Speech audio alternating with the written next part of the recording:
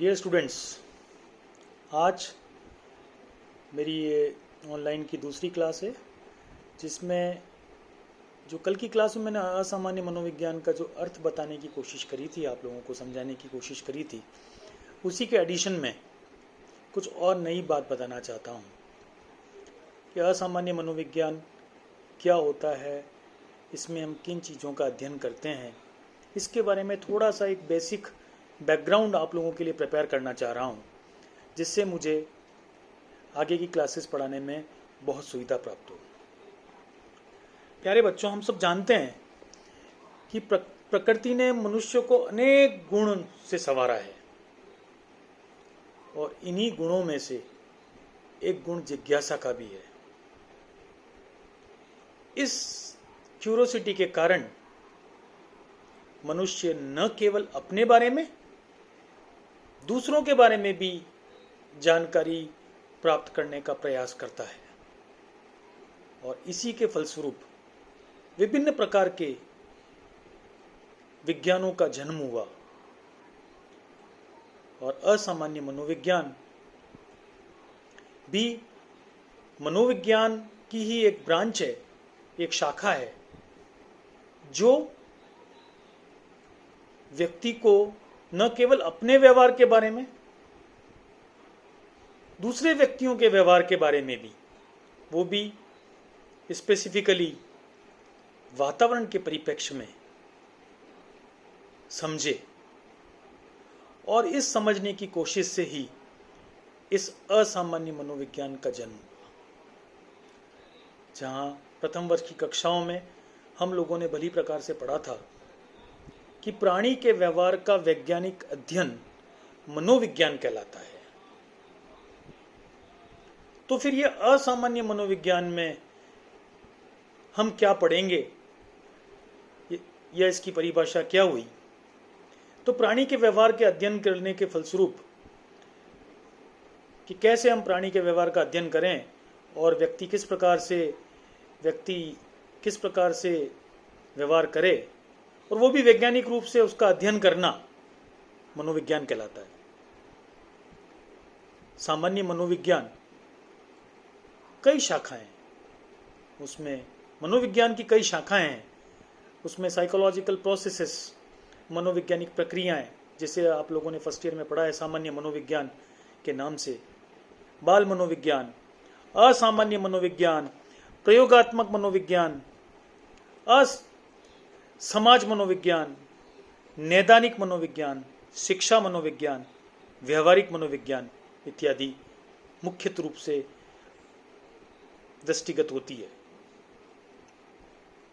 सो असामान्य मनोविज्ञान में किस चीज का अध्ययन करेंगे बच्चों? असामान्य मनोविज्ञान की एक ऐसी शाखा है जिसमें व्यक्ति के असामान्य व्यवहारों का तथा असामान्य मानसिक प्रक्रियाओं का अध्ययन करें। इसकी विषय वस्तु मुख्यतः कुसमायोजित व्यवहार एवं विकटित व्यक्तित्व का अध्ययन करने एवं उसके उपचार करने के तरीकों से होता है। आप लोगों ने पढ़ा था व्यक्तित्व प्रथम वर्ष में। व्यक्तित्व किसे कहते हैं? तो अल्पोर्ट की एक परिभाषा थी, आप लोगों को ध्यान दिलाना चाहता हूं, वापस याद दिलाना चाहता हूं कि व्यक्तित्व उन मनोदेही गुणों का एक गत्यात्मक संगठन होता है जो व्यक्ति को अपने वातावरण के साथ अपूर्व रूप से समायोजन का निर्धारण करता है।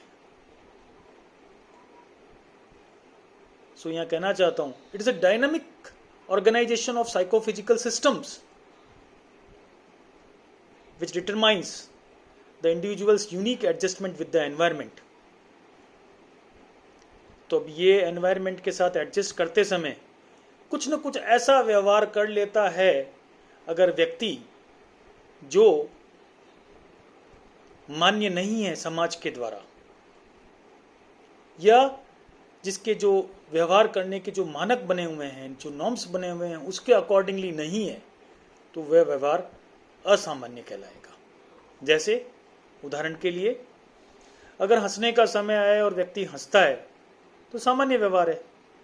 लेकिन अगर हंसने का समय आया और व्यक्ति रोने लग जाता है, या रोने का समय आया और व्यक्ति हंसने लगता है, तो यह व्यवहार सामान्य से हटकर व्यवहार हुआ। इसलिए हम इस व्यवहार को असामान्य व्यवहार कह सकते हैं। आज की भागदौड़ और तनाव भरी जिंदगी में मनोविज्ञान की यह शाखा बहुत ही महत्वपूर्ण है, क्योंकि इसकी जानकारी न व्यक्ति स्वयं के लिए महत्वपूर्ण है, बल्कि अगर व्यक्ति को इस असामान्य व्यवहार की जानकारी है तो वह दूसरे व्यक्तियों को भी इसके द्वारा स्वस्थ बना सकता है, और स्वस्थ मानसिक जीवन व्यतीत करने में दूसरे व्यक्ति की भी मदद की जा सकती है। असामान्य शब्द कहां से आया है, बहुत क्लियर है, एबनॉर्मल, एनोमेलस, इसका मतलब है नॉट रेगुलर, अर्थात जो नियमित नहीं है। हम नियमित रूप से एक जैसा व्यवहार करते रहते हैं, ये सामान्य व्यवहार है। लेकिन असामान्य है, इसका मतलब ये सामान्य से परे, सामान्य से दूर हटा हुआ व्यवहार।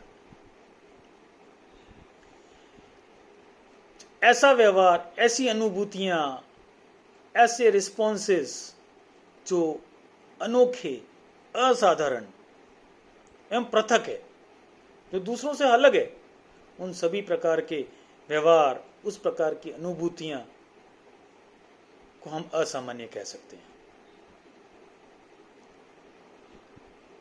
और दूसरे शब्दों में हम यह भी कह सकते हैं कि असामान्य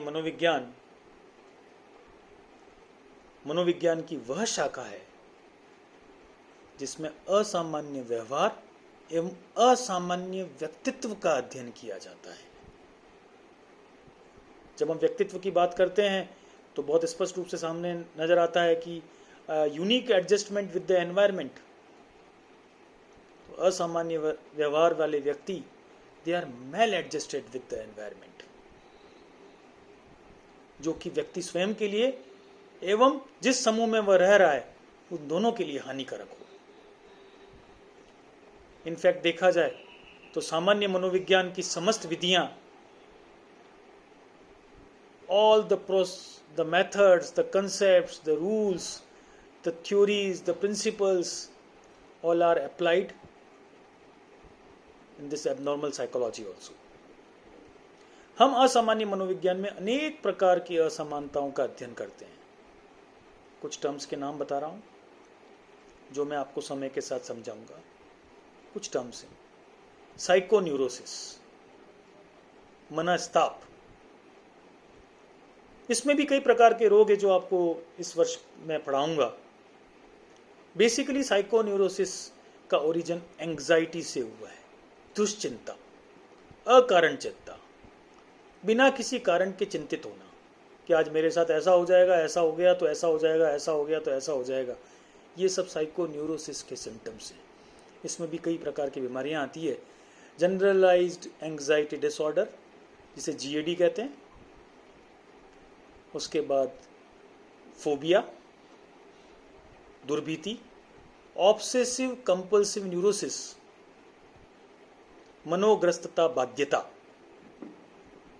एक ही प्रकार के दिमाग में विचार बार बार आना और उस प्रकार की क्रियाएं करना। जैसे एग्जाम्पल के लिए, मैंने अपने कमरे को अंदर से बोल्ट किया या नहीं किया, ऐसा विचार बार बार आना, this is just because of the anxiety. तो ये साइकोन्यूरोसिस का एक प्रकार है। इसी प्रकार से एक और बीमारी होती है न्यूरोस्थेनिया, मॉर्निंग सिकनेस भी कहा जाता है, जिसे मदर सिंड्रोम भी कहा जाता है। इसी प्रकार से एक इससे थोड़ी सीवियर तरह की बीमारी जिसे हम साइकोसिस कहते हैं, मनोविक्षिप्तता। देखिए, मनस्ताप और मनोविक्षिप्तता जब मैं पढ़ाऊंगा डिटेल में तो आपको बहुत भली प्रकार से समझाऊंगा कि दोनों में अंतर क्या होता है। ऐसा नहीं कि एक सीवियर होता है वो सीवियर बनकर साइकोन्यूरोसिस कन्वर्ट इनटू साइकोसिस, ऐसा नहीं होता। दोनों अलग अलग प्रकार की बीमारियां हैं। साइकोन्यूरोसिस में पर्सन रियलिटी के पास होता है, उसे मालूम होता है कि उसने इस प्रकार का व्यवहार किया। फोबिया जैसे दुर्भीति, ऊंचे स्थान पर जाने का डर लगना, बंद स्थान पर जाने का डर लगना, इस प्रकार की करीबन 400 प्रकार के फोबियाज हैं, अलग अलग। पानी में जाने से डर लगना, सिनेमा हॉल में जाने से डर लगना, किसी को जू फोबिया होता है, किसी को एग्रोफोबिया, इस प्रकार के 400 प्रकार के फोबियाज हैं। और जहाँ तक मनोविक्षिप्तता साइकोसिस की बात की जाए, इसमें 2 टर्म्स बड़ी इंपॉर्टेंट है, हेल्यूसिनेशंस और डेल्यूजन्स। और इसकी पहचान का एक तरीका है बहुत साधारण सा, कि मनोविक्षिप्तता में व्यक्ति को वास्तविकता का ज्ञान नहीं होता। अगर उससे पूछा जाए कि तुमने इस प्रकार का कोई एक्टिविटी करी थी, ऐसे असामान्य व्यक्ति जो मनोविक्षिप्तता से के किसी प्रकार से पीड़ित हैं, उसको कहा जाए कि तुमने इस प्रकार की कोई एक्टिविटी करी थी, तो वो मना कर देगा, क्योंकि उसे ध्यान नहीं है। फिर डेल्यूजन्स, हेल्यूसिनेशंस, मतलब बोलते हैं व्यामोह, विभ्रम, इस प्रकार की बीमारियां होती है। ये सिम्टम्स होते हैं बेसिकली। इसमें क्या होता है, जैसे व्यक्ति मौजूद नहीं है और उसको वो दिखाई देता है, उसकी आवाज़ सुनाई देती है, या अपने आप को महान समझ लेना, सबको शंका की नज़रों से देखना, हर व्यक्ति पर शंका करना, ये साइकोसिस का एक प्रकार है। एक अन्य प्रकार है जिसको साइकोसोमेटिक डिसऑर्डर कहते हैं। मनोविक्षिप्तता में 2 प्रकार के रोग जो आपके सिलेबस में मैं आपको पढ़ाऊंगा, सिजियोफ्रेनिया एंड मैनिक डिप्रेसिव साइकोसिस। मनोविदलता, उत्साह विषाद प्रतिक्रिया, ये 2 प्रकार हैं। जब मैं इस चैप्टर को पढ़ाऊंगा साइकोसिस को, तो आपको डिटेल में पढ़ाऊंगा। एक अन्य प्रकार है जिसको हम मनोदैहिक विकार कहते हैं।